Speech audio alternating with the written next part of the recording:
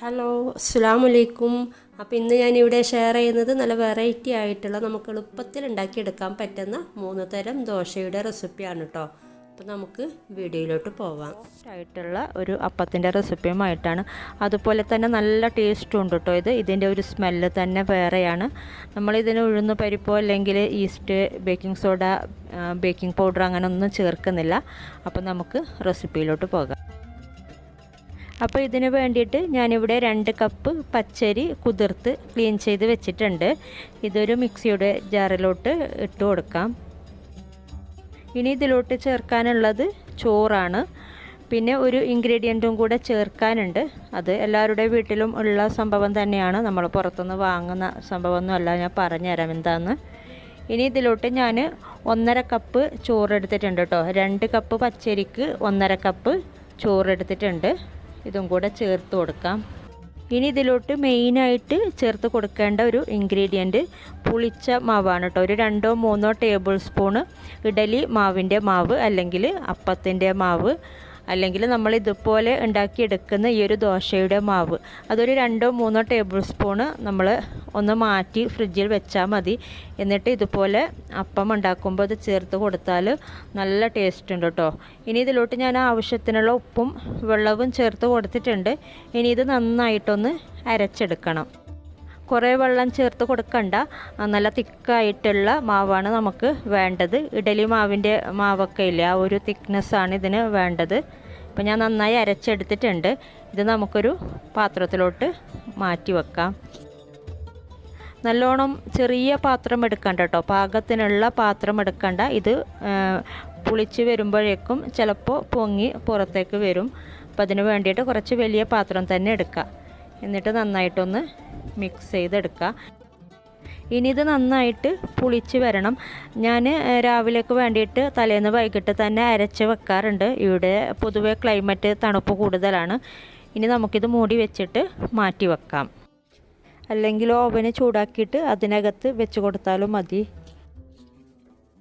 അപ്പം നമുക്ക് നോക്കാം. ഞാൻ തലേന്ന് വൈകിട്ട് തന്നെ അരച്ച് വെച്ചിട്ടുണ്ടായിരുന്നു.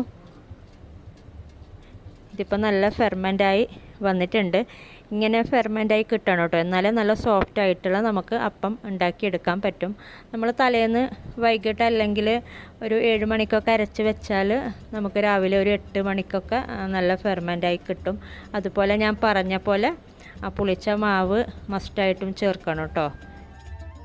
ഇനി നമ്മൾ നോർമലി ചെയ്യാറുള്ള പോലെ ഒരു പാന് നല്ല ചൂടായി വരുമ്പോൾ അതിലോട്ട് ഒരു തവി മാവ് ഒഴിച്ച് കൊടുക്കുക. എന്നിട്ട് നിരത്തി കൊടുക്കണ്ട കേട്ടോ, ജസ്റ്റ് ഒന്ന് സ്പ്രെഡ് ചെയ്ത് കൊടുത്താൽ മതി.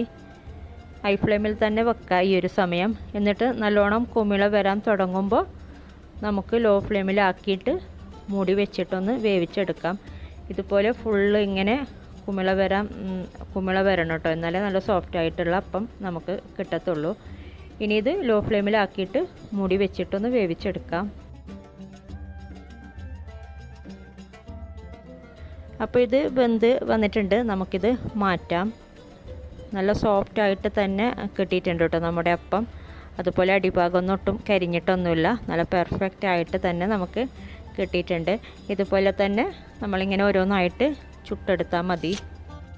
നല്ല ടേസ്റ്റ് ഉണ്ട് കേട്ടോ ഈ ഒരു അപ്പം. ഞങ്ങൾ പോള എന്നാണ് പറയാറ്. ഇത് നമ്മൾ തട്ടുദോശയൊക്കെ ചെയ്യാറില്ലേ, ആ ഒരു ടേസ്റ്റൊന്നും അല്ല. ഇതിൻ്റെ ടേസ്റ്റ് എന്ന് പറയുന്നത് തന്നെ വേറെ തന്നെയാണ്. ഇത് എൻ്റെ ഉമ്മാമ്മയുടെ റെസിപ്പിയാണ് കേട്ടോ. ഞങ്ങളുടെ വീട്ടിൽ മുമ്പേ ഉണ്ടാക്കാറുള്ളൊരു അപ്പമാണിത്. എൻ്റെ വീട്ടിലൊക്കെ മുമ്പ് ചെയ്തുകൊണ്ടിരുന്നത് മൺകലത്തിലാണ് ഈ ഒരു മാവ് അരച്ച് വെക്കുന്നത്. എന്നിട്ട് ആ ഒരു മൺകലം അതിൽ ബാക്കി ഉണ്ടെങ്കിൽ കുറച്ച് ബാക്കി വെച്ചിട്ട് ഫുള്ള് ചുറ്റിച്ചെടുക്കും. എന്നിട്ട് ആ ഒരു മൺകലം സൂക്ഷിച്ച് വെച്ചിട്ട് പിന്നെ അതിലോട്ടാണ് അരച്ച് വെക്കാറുള്ളത്. ഇപ്പോൾ നമ്മൾ ഇതുപോലെ ഇതിൻ്റെ മാവാണെങ്കിലും അല്ലെങ്കിൽ ഇഡലി മാവ് അല്ലെങ്കിൽ ഞാൻ പറഞ്ഞ പോലെ അപ്പത്തിൻ്റെ മാവൊക്കെ കുറച്ച് ഒരു 1-2 ടേബിൾ സ്പൂൺ ബാക്കി വെച്ചിട്ട് ഫ്രിഡ്ജിൽ സ്റ്റോർ ചെയ്താൽ മതി. എന്നിട്ട് നമ്മൾ ഇതുപോലെ അപ്പം ഉണ്ടാക്കുമ്പോൾ അതിലോട്ട് ചേർത്തിട്ട് ചെയ്താൽ നല്ല നമുക്ക് സോഫ്റ്റ് ആയിട്ടുള്ള അപ്പം ഉണ്ടാക്കിയെടുക്കാൻ പറ്റും. ഇതിന് കോമ്പിനേഷനായിട്ട് ഞങ്ങൾക്കൊക്കെ ഇഷ്ടം ശർക്കര ചേർത്തിട്ടുള്ള കോക്കനട്ട് മിൽക്കാണ്. നല്ല ടേസ്റ്റ് ഉണ്ട് കേട്ടോ ആ ഒരു തേങ്ങാപ്പാലും ഈ ഒരു അപ്പവും കൂടെ ചേർത്ത് കഴിക്കുമ്പോൾ. അപ്പോൾ ഇങ്ങനെ ട്രൈ ചെയ്യാത്തവരൊക്കെ ട്രൈ ചെയ്ത് നോക്കാം. വീഡിയോ ഇഷ്ടം അതുപോലെ എളുപ്പത്തിൽ ചെയ്യാൻ പറ്റുന്ന വേറൊരു ദോശയാണ് ഓട്ടുപോള. ഞങ്ങൾ ഓട്ടുപോള എന്ന് പറയും കാസർഗോഡ്. അപ്പോൾ അതും നമുക്ക് സിമ്പിളായിട്ട് ചെയ്തെടുക്കാൻ പറ്റുന്ന റെസിപ്പിയാണ്. ഈ ഒരു പാൻ ഇല്ലെങ്കിൽ നമുക്ക് നോൺ സ്റ്റിക്ക് പാനിലും ചെയ്തെടുക്കാം. അപ്പോൾ റെസിപ്പിയിലോട്ട് പോകാം കേട്ടോ. അപ്പോൾ ഈ ഓട്ടുപോള ഉണ്ടാക്കാൻ ഞാൻ 2 കപ്പ് അരിൻ്റെ അവിടെ കാണിക്കുന്നത്. അപ്പോൾ അത് പോത്തിയിട്ട് ക്ലീനാക്കിയിട്ട് വെച്ച അരിയാണ്. അപ്പോൾ അത് നമുക്ക് ഈ മിക്സിൻ്റെ ഈ ഒരു ജാറിലോട്ട് ഇട്ട് കൊടുക്കുക.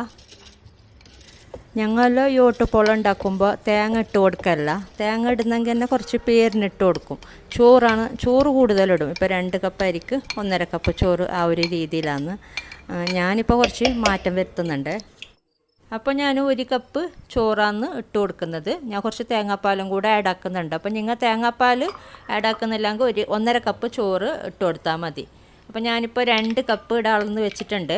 ഇത് 1.5 കപ്പ് തിക്കായിട്ടുള്ള പാലും 1/2 കപ്പ് വെള്ളവും ആ ഒരു രീതിയിൽ എടുത്തിട്ടുള്ള തേങ്ങാപ്പാൽ. അപ്പോൾ ഇത് ഇതിലേക്ക് ഒഴിച്ചു കൊടുക്കുക. അപ്പോൾ ഈ ഒരു തേങ്ങാപ്പാൽ കൂട്ടുന്ന സംഭവം രേനാവോ പറഞ്ഞു തന്നത്. അപ്പോൾ എനിക്ക് ഉണ്ടാക്കി നോക്കിയപ്പോൾ നല്ല ഇഷ്ടമായി. പിന്നെ തേങ്ങാപ്പാൽ ചേർത്തെങ്കിൽ ടേസ്റ്റ് കൂടുന്നല്ലാതെ കുറയാലോ. അപ്പോൾ ഇതിപ്പോൾ പാകത്തിന് വന്നിട്ടുണ്ട്. അപ്പോൾ ഇതിലേക്ക് ഉപ്പും കൂടെ വെള്ളമെല്ലാം പാകത്തിനായിട്ടുണ്ട്. അപ്പോൾ ഉപ്പ് ചേർത്ത് കൊടുക്കുക പാകത്തിനുള്ള. എന്നിട്ട് ഇത് നല്ല മഷി പോലെ അരച്ചെടുക്കുക. അപ്പോൾ നല്ല പാങ്ങല അരച്ചെടുത്തിന് ഇനി നമുക്ക് വേറൊരു പാത്രത്തിലേക്ക് ഒഴിച്ചു കൊടുക്കുക.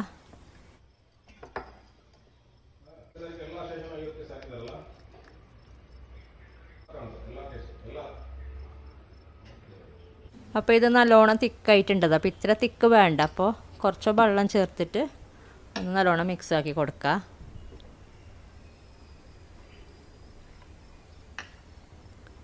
അപ്പോൾ 1/2 കപ്പ് വെള്ളം ചേർത്തിട്ടുണ്ട്. എന്നിട്ട് നല്ല പാങ്ങല മിക്സാക്കാം.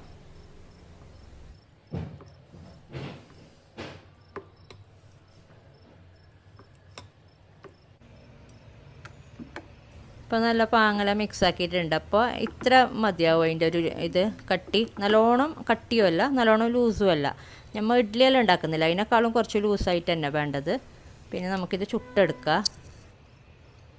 അപ്പോൾ നമ്മൾ ഓട്ടുപോളൻ്റെ ഓട് നല്ല പാങ്ങല ചൂടായിട്ടുണ്ട്. എണ്ണ കുറച്ച് തേച്ച് കൊടുക്കുക. നിങ്ങളുടെ അടുത്ത് ഇങ്ങനത്തെ ഓടില്ലെങ്കിൽ നോൺ സ്റ്റിക്കിൻ്റെയിലും ചുട്ടെടുക്കുക. മാത്രം ഇത്ര ടേസ്റ്റ് ഉണ്ടാവില്ല ഓയിലുണ്ടാക്കുമ്പോൾ. അപ്പോൾ ഞാൻ എണ്ണ പാങ്ങല തേച്ച് കൊടുത്തിട്ടുണ്ട്. ഇനി ഇതിലേക്ക് നമ്മളെ പുട്ട് ഒരു കയ്യിൽ ഒഴിച്ച് കൊടുക്കുക. എന്നിട്ട് മെല്ലെ നടുവിൽ മെല്ലെ ഒന്ന് നിരത്താം. നല്ലോണം നിരത്തണ്ട, മെല്ലെ ഒന്ന് നിരത്തിയിട്ട് മൂടിയിട്ട് ചുട്ടെടുത്താൽ കായ്. നല്ലോണം വലിയ തീയിൽ വെക്കണ്ട, കുറച്ച് മീഡിയം തീയിൽ അല്ലെങ്കിൽ ഒരു ചെറിയ തീയില മറ്റു വെച്ചിട്ട് ചുട്ടെടുക്കുക. അപ്പോൾ ഇതിപ്പോൾ ആയിട്ടുണ്ടാവും, നമുക്ക് നോക്കാം. അപ്പോൾ ഇങ്ങനെ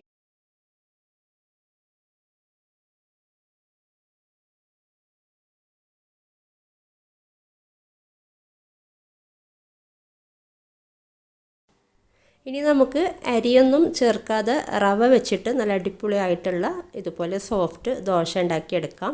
അപ്പോൾ നമുക്ക് നോക്കാം. അപ്പോൾ ഇതിന് വേണ്ടിയിട്ട് ഞാനിവിടെ 1 കപ്പ് മൈദ എടുത്തിട്ടുണ്ട്. നിങ്ങൾക്ക് വേണമെങ്കിൽ ആട്ടപ്പൊടി ചേർത്ത് കൊടുക്കാം കേട്ടോ. അപ്പോൾ ഞാൻ മൈദയാണ് ചേർത്ത് കൊടുത്തത്. പിന്നെ അതുപോലെ 1/2 കപ്പ് റവ, നമ്മുടെ സാധാരണ റവയാണ് കേട്ടോ. അപ്പോൾ അത് 1/2 കപ്പ് എടുത്തിട്ടുണ്ട്. ഇനി ഇതിലോട്ട് ഒരു മുട്ട ചേർത്ത് കൊടുക്കാം.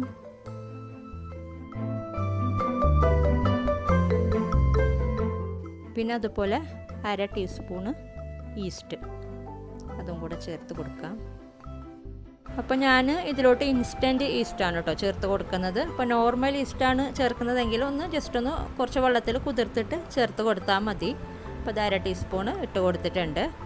ഇനി ഇതിലോട്ട് ഒരു 1-2 ടീസ്പൂണ് പഞ്ചസാര ചേർത്ത് കൊടുക്കാം. അതുപോലെ ആവശ്യത്തിനുള്ള ഉപ്പും കൂടെ. ഇനി ഇത് അരക്കാൻ പാകത്തിന് വെള്ളം ചേർത്ത് കൊടുത്തിട്ട് ജസ്റ്റ് ഒന്ന് മിക്സ് ചെയ്തെടുക്കുക. അപ്പോൾ ഇതിപ്പോൾ ബ്ലെൻഡറിൽ തന്നെ ചെയ്യണമെന്നില്ല കേട്ടോ. നമുക്കിങ്ങനെ ഒരു നോർമൽ പാത്രത്തിലാക്കിയിട്ട് ഒന്ന് മിക്സ് ചെയ്തെടുത്താൽ മതി. അപ്പോൾ ഞാൻ എളുപ്പത്തിന് വേണ്ടിയിട്ട് ബ്ലെൻഡറിൽ ചെയ്യുന്നതേ ഉള്ളൂ. ഇത് നന്നായിട്ടൊന്ന് മിക്സ് ചെയ്തെടുക്കുക.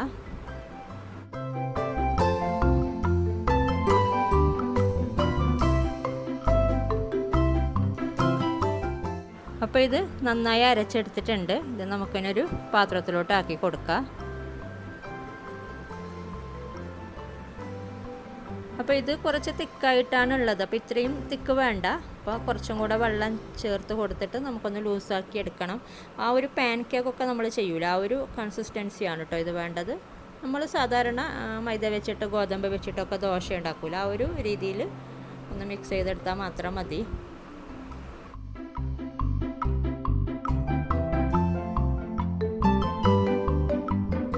അപ്പോൾ ഇത് പാകത്തിന് മിക്സ് ചെയ്തെടുത്തിട്ടുണ്ട്. അപ്പോൾ ഈ ഒരു കൺസിസ്റ്റൻസിയാണ് വേണ്ടത്.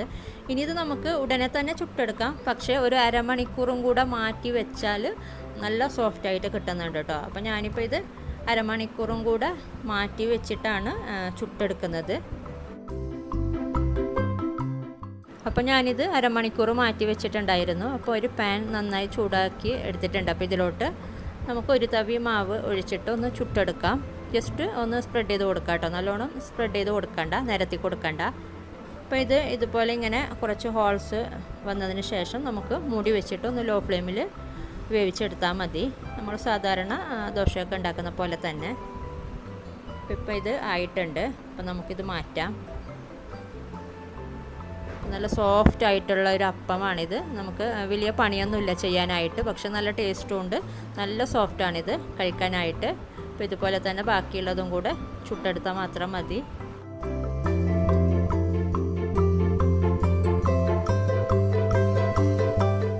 അപ്പോൾ ഇങ്ങനെ ട്രൈ ചെയ്യാത്തവരൊക്കെ ട്രൈ ചെയ്ത് നോക്കുക, അഭിപ്രായങ്ങളൊക്കെ അറിയിക്കുക. വീഡിയോ ഇഷ്ടപ്പെട്ടാൽ ലൈക്ക് ചെയ്യുക, കമൻറ്റ് ചെയ്യുക. സബ്സ്ക്രൈബ് ചെയ്യാത്തവരാണെങ്കിൽ ഒന്ന് സബ്സ്ക്രൈബ് ചെയ്യുക. അപ്പോൾ ഇനി മറ്റൊരു വീഡിയോയിൽ കാണാം. Thank you.